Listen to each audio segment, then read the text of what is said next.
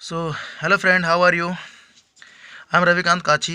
जैसे आप जानते हैं कि मैं एक रोज़ एक वीडियो लेके आता हूँ, एक पैराग्राफ लेके आता हूँ और इसमें अपन सीखते हैं कि किस प्रकार से इंग्लिश के पैराग्राफ को अपन हिंदी में ट्रांसलेट करें। ये प्रकार से इस प्रकार हिंदी में कैसे समझें, ये अपन सीखते हैं। ठीक है, तो जैसे मैं आपको फिर से बता दूँ हर बार की तरह कि किसी भी इंग्लिश को हिंदी में करने के लिए और हिंदी को इंग्लिश में करने के लिए सबसे ज़्यादा इम्पोर्टेंट होती है हेल्पिंग वर्ब। जिस दिन आप हेल्पिंग वर्ब पहचानना सीख जाएंगे उस दिन आपके लिए इंग्लिश यूं ही हो जाएगी, यूं। तो लेट्स बिगिन विदाउट डिले। मैं आपको फिर बोलूँगा कि हेल्पिंग वर्ब बहुत इंपॉर्टेंट होती है किसी भी इंग्लिश पैराग्राफ को हिंदी में ट्रांसलेट करने के लिए और स्पोकन इंग्लिश स्पीड करने के लिए, फ्लुएंट करने के लिए। तो आज मैं एक पैराग्राफ लेके आता हूँ कि टू क्रोज के बारे में। ये टू क्रोज होते हैं, दो कौवे होते हैं और वो एक दूसरे को चैलेंज करते हैं। सो देखते हैं क्या चैलेंज करते हैं। ठीक है, तो पहला सेंटेंस है अपना कि two crows challenged each other to see which of them could fly higher while carrying sacks of the same size. ठीक है, तो क्या बोल रहा है कि टू क्रोज, दो कौवे, चैलेंज्ड। दोस्तों, यदि आपको कहीं भी सेकेंड फॉर्म मिल जाए, किसी भी वर्ब की सेकेंड फॉर्म मिल जाए, इसका मतलब होता है कि वो काम किया। जैसे लिया, दिया, खाया, पिया, उस प्रकार से जैसे कहीं भी आपको सेकंड फॉर्म मिल जाए उसका मतलब होता है वो काम किया। ठीक है, सिर्फ किया। तो इसमें क्या बोल रहा है कि टू क्रो चैलेंज्ड, मतलब कि दो कौवे चैलेंज किए ईच अदर, एक दूसरे को, टू सी, देखने के लिए, विच ऑफ देम, उनमें से कौन, विच मतलब कौन सा, विच उनमें से कौन, कुड फ्लाई, उड़ सकता है, हायर मतलब सबसे ऊंचा। ठीक है, तो ये सेंटेंस क्या बोल रहा है दोस्तों कि दो कौवे एक दूसरे को चैलेंज किए, चैलेंज्ड मतलब चैलेंज किया, टू सी देखने के लिए कि कौन सा कौवा, मतलब कि दो में से कौन सबसे ऊंचा उड़ सकता है। While carrying sacks of the same size, while मतलब जबकि, कैरिंग ले जाना है, सेक्स मतलब बोरा, सेक्स मतलब होता है बोरे, ऑफ द सेम साइज मतलब सेम साइज के।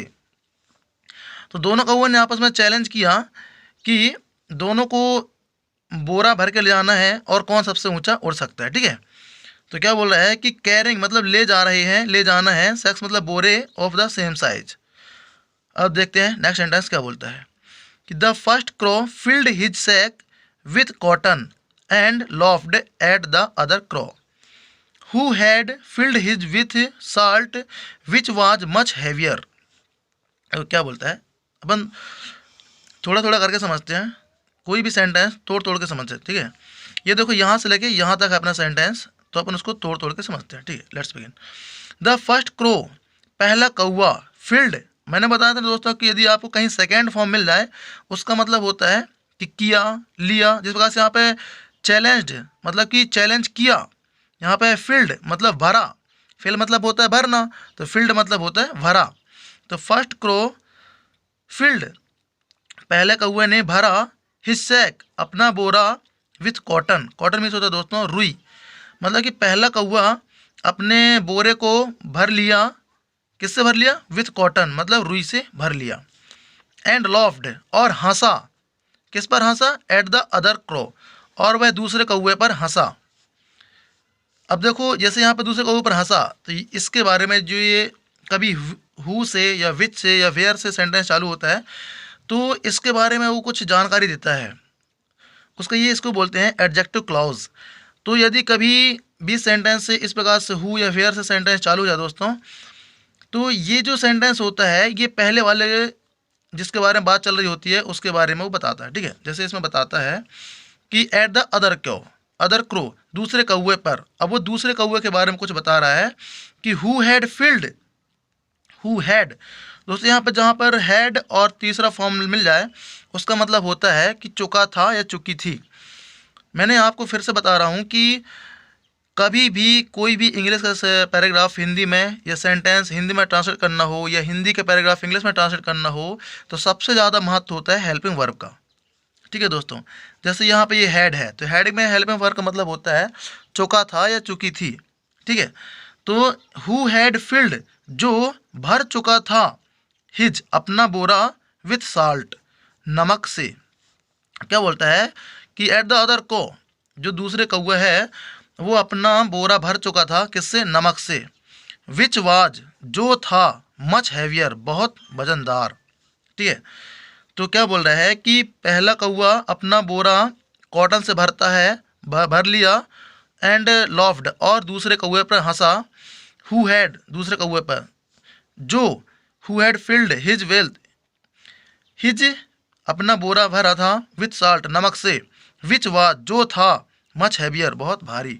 ठीक है, अब आप देख पा रहे हैं कि दो कौवे उड़ रहे हैं, अपन उनके बारे में और आगे देखते हैं। ठीक है, क्या बोलता है कि हाउ एवर, यद्यपि, यद्यपि, हालांकि, या फिर तो भी, इस हाउ एवर के का यूज होते हैं। ठीक है, और ये वीडियो आप स्किप मत करना, क्योंकि मैं लास्ट में इनका यूज बताऊंगा, हेल्पिंग वर्ब को कैसे अपन यूज करते हैं, 2-4 एग्जांपल के साथ बताऊंगा। ठीक है, तो अगला सेंटेंस क्या बोल रहा है कि when it begin to rain as the second crow had expected, the salt begin to dissolve. ठीक है दोस्तों, यहाँ से लेके यहाँ पर अपना पैराग्राफ, सॉरी, सेंटेंस खत्म होता है, तो अपन तोड़ते हैं। ठीक है, व्हेन, जब, इट बिगिन टू रेन, यहाँ पर भी दोस्तों सेकंड फॉर्म लगा दिया। सेकंड फॉर्म का मतलब जो मैंने बताया कि बिगिन, बिगिन मतलब होता है शुरू होना, तो यहाँ पर सेकंड फॉर्म लगा दिया, इसका मतलब क्या हुआ? शुरू हुआ या शुरू हुई। व्हेन, जब, इट बिगन टू रेन, बरसात शुरू हुई, एज, एज मतलब होता है दोस्तों जैसे कि, जैसे कि, क्योंकि, लेकिन अपन को पहचानना है कहाँ पर क्या यूज होता है। ठीक है ना, किस सेंटेंस में इसका मतलब क्या निकलता है। एज, जैसे कि, सेकेंड क्रो हैड एक्सपेक्टेड, ये मैंने अभी आपको हैड का मतलब समझाया कि हैड हेल्पिंग वर्ब का मतलब होता है चुका था या चुकी थी। ठीक है दोस्तों, अब ये एक्सपेक्टेड मतलब होता है उम्मीद करना, तो उम्मीद कर चुका। ठीक है ना, एज, जैसे कि, सेकेंड क्रो, दूसरा कौवा, हैड एक्सपेक्टेड, उम्मीद किया था, the salt begin to dissolve, the salt, नमक, बिगिन, दोस्तों यहाँ पर फिर सेकंड फॉर्म लगा दिया, बिगिन मतलब शुरू हुआ, टू डिसॉल्व मतलब घुलना शुरू हुआ। ठीक है, ठीक है दोस्तों, यहाँ पर सेकंड फॉर्म फिर लगा दिया, क्या बोला कि the salt begin to dissolve, dissolve मतलब होता है दोस्तों घुलना, तो जैसे दूसरे कौवे ने उम्मीद किया था, उसी प्रकार the salt begin to dissolve, नमक घुलना शुरू हुआ।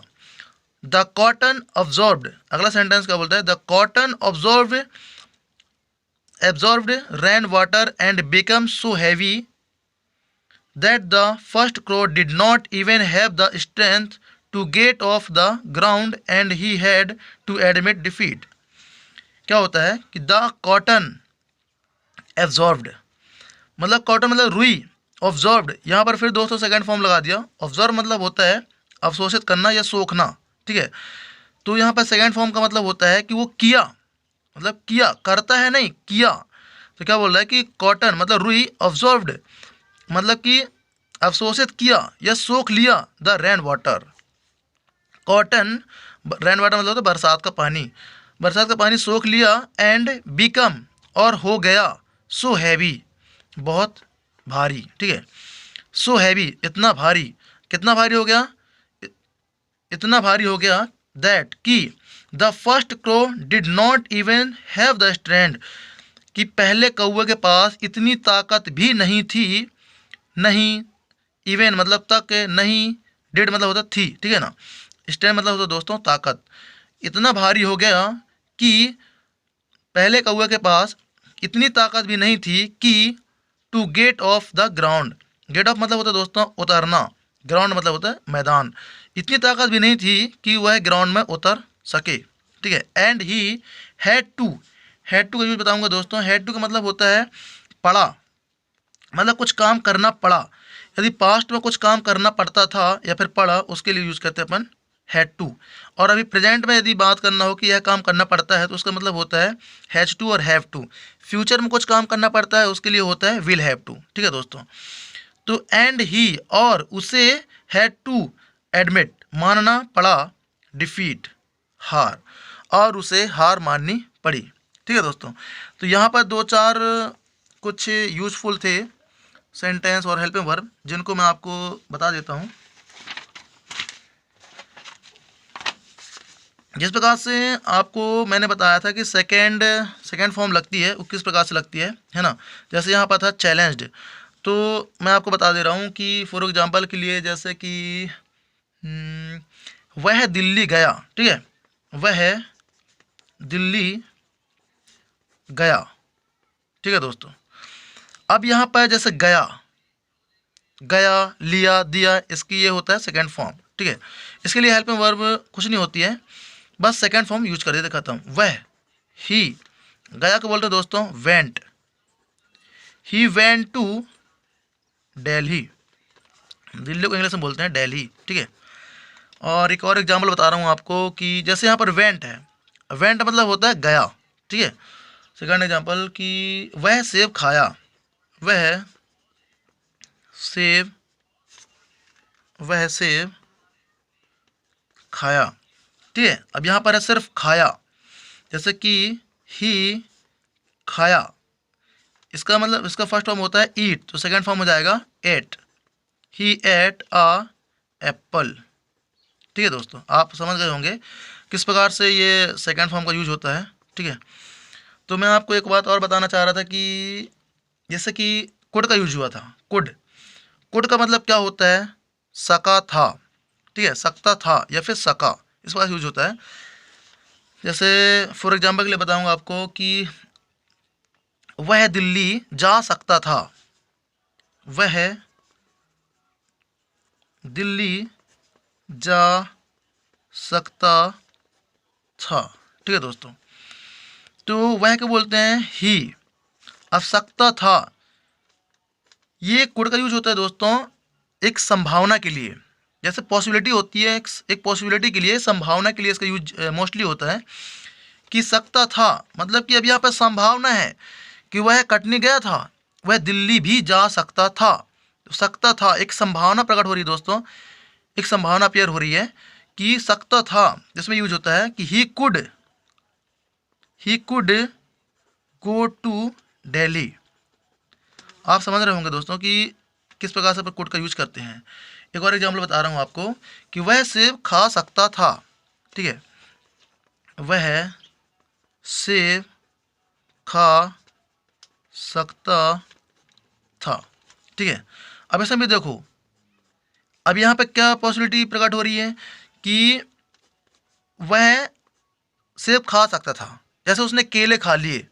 अब मैं संभावना व्यक्त कर रहा हूँ कि वह सेब भी तो खा सकता था, वह सेब खा सकता था, तो एक संभावना हो रही है, एक पॉसिबिलिटी प्रकट हो रही है, वहाँ पर अपन कुड का यूज करते हैं, ठीक है, कि he could eat uh Apple, ठीक है, आ एप्पल। आई होप समझ रहे होंगे दोस्तों आप, ठीक है। तो एक और बताना था आपको कि इसमें हैड का यूज ज़्यादा आया है, तो हैड यूज होता है दोस्तों चुका था या चुकी थी के लिए, ठीक है। मैं आपको डायरेक्ट बताऊंगा, फार्मूला में बहुत डिले हो जाता है, आपको डायरेक्ट बताऊंगा, ठीक है। तो जैसे मैं आपको यूज इसके दो यूज बताऊं हैड के, कि वह सेब खा चुका था, ठीक है दोस्तों, वह सेब खा चुका था, ठीक है। अपन ने इसमें हेड में, इस पैराग्राफ में जो कौवे वाला मैंने पैराग्राफ समझाया उसमें 2-3 जगह यूज हुआ है हेड का यूज, तो आपको बता रहा हूँ, ठीक है ना, कि जहाँ भी चुका था आ जाए दोस्तों, चुका था उसका यूज होता है हेड, ही। और यहाँ पर हेड के साथ के थर्ड फॉर्म यूज होती है वर्ब की थर्ड फॉर्म, ही हैड खा चुका, eaten, he had eaten a apple, ठीक है दोस्तों, apple, he had eaten third form, he had eaten a apple. एक और एग्जाम्पल बता रहा हूँ आपको, वह दिल्ली जा चुका था, वह दिल्ली जा चुका था दोस्तों, ठीक है। अब चुका था, चुका थी के लिए क्या यूज करते हैं अपन, हैड, और इसमें वर्ब की थर्ड फॉर्म लगती है, जाने का सेकंड थर्ड फॉर्म होता है गॉन, ठीक है। He had gone to Delhi, ठीक है दोस्तों। इस प्रकार से अपन यूज करते हैं। तो मैंने आपको हैड का यूज बताया, कोड का यूज बताया, और सेकंड फॉर्म कैसे यूज करते हैं ये मैंने आपको बताया, ठीक है दोस्तों। आई होप ये आपको बहुत हेल्पफुल होगा, और इससे मुझे उम्मीद है आप इससे बहुत कुछ सीख पाए होंगे और सीखेंगे। यदि आपको एक बार में समझ में ना आए दोस्तों, तो आप 2-3 बार इस वीडियो को देखिए और अपने दोस्तों में शेयर कीजिए और उनको बताइए कि ये किस प्रकार से हेल्पफुल है। तो मैं आपको जाते जाते फिर बताऊँगा कि एक हेल्पिंग वर्ब ही होती है जिसको जो सबसे बड़ी कला होती है इंग्लिश सीखने के लिए, कि किस प्रकार से हिंदी का इंग्लिश और इंग्लिश का हिंदी में ट्रांसलेट करते हैं। ठीक है दोस्तों, so best luck, good day, bye.